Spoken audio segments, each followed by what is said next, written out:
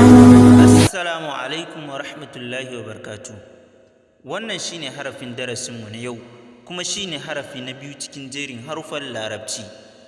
Yanda ake karanta wannan harafi shine ba'un, ba'un, ba'un, ba'un. Haka ake karanta wannan harafi da sautin ba'un. Kamar yadda a Hausa muke da kalman baba da babba da sauransu. Kalmar baba ta fara da ba, ma'ana ba'un namu a darasinmu na yau kenan. Wannan shine harafin da za mu karanta a cikin wannan darasi kwaya ɗaya tak, kuma muna fatan kowa zai iya karanta shi, domin harafi ne wanda ba shi da wahalan karatu.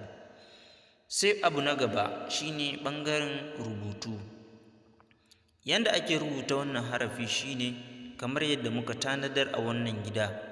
Mun tanadar cewa mutum zai bibi harafi ne da fensir. Gashi nan a wannan gida na ba'un shi ma mun tanadi irin haka. Mutum zai bibi wannan harafi na ba'un da fensirinsa ta yadda zai fara da ɓangaren dama ya ja shi zuwa ɓangaren hagu, sa'annan sai ya yi ɗigon ƙarƙashinsa ƙwaya ɗaya. Kamar dai yadda yanzu haka kuke gani muke rubutawa, mun san ba zai baka wahala ba.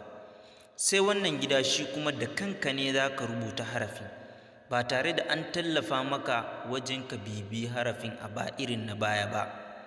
Gashi nan kamar haka kuna kallo, haka za ka dinga yi har ka cike wannan gida ɗin.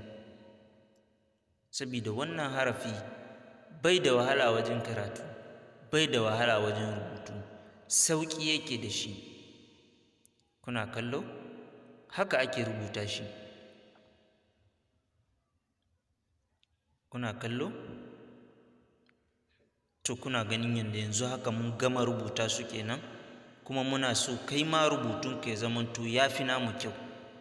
Fatanmu kenan Allah ya sa wannan darasi ya amfanar da kai.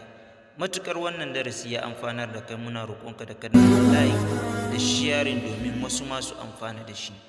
Ma'assalam.